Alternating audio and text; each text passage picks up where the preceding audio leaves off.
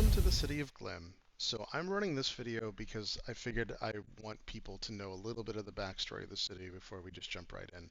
So if you're brand new to the stream or you just started watching, this video will help you understand the city a little bit better, as some of it can get a little confusing. So the most important aspects of the city of Glim is that it is surrounded by this caustic, awful, destructive magical barrier that disintegrates anything it touches instantly. That's why the city is cut off in these directions here.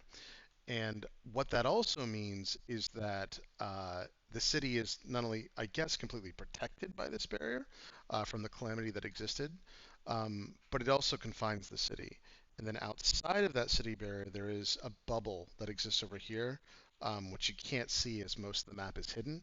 But there's a 30 square mile radius of just wilderness and other things that are also in this kind of bubbled, magical, caustic area that you can't get through because if you touch it, it literally will disintegrate you.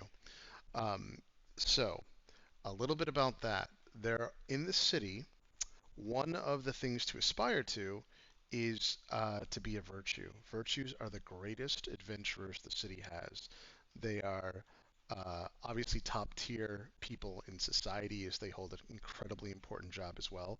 But the best of the adventurers essentially have to go through this very daunting process, go through a bunch of trials, and eventually, through great expense and a bunch of precious resources that the city uses to essentially like craft all this stuff, you get this essentially magical armor that'll let you pass through the barrier.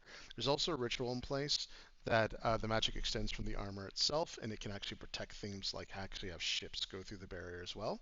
And then you're able to go and kind of explore the very dangerous world around you. Um, so, the person that ended up creating this city, the leadership behind it, is a man named Sebastian Gray. And he has been leading this city for the last 150 years from when it started. Sebastian Gray was integral in the last great calamity and war. He's the one who actually protected all the people that are within the city to give them a chance to survive once the great calamity happened.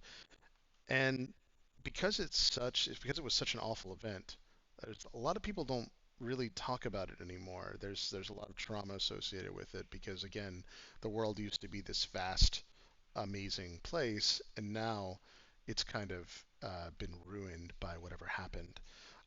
Again, though, Sebastian Gray and his original adventuring group, and then people that were around during that time were able to save the city, build this structure here, and keep it going for the last 150 years. And to be quite frank, life within the city is kind of idyllic. Like it is peaceful. Like people are doing well. Unfortunately, this side of the city was ruined completely within the war, and it's been slowly building up. Resources are hard. Even finding things like usable wood, bricks, and everything else is a little tough given the situation. Because when you go out to find that stuff, you also get attacked by horrific monsters and other things. Um, and that's kind of where we are within the campaign. That's the important things to note. The other thing is that every major race and class is represented within the city. There's whole districts, like for instance, this district here is where a lot of the fairies have congregated. Um, and and the other thing that's interesting is that there's an entire, like for instance, this building here is where the seraphim train, and where they go through and become seraphim. There's a druid enclave and a bunch of other things that I don't want to spoil as you get into the city. However, the other kind of really important thing to note is that it is separated also by this bridge, and this is the kind of the aristocratic part of the city. This is where the virtues live, but also where Sebastian Gray lives and some of the nobility, some of which were around during that time. They've been able to extend their lifespans through magical means, which we'll get into in the campaign. And then the majority of the populace lives over on this side here.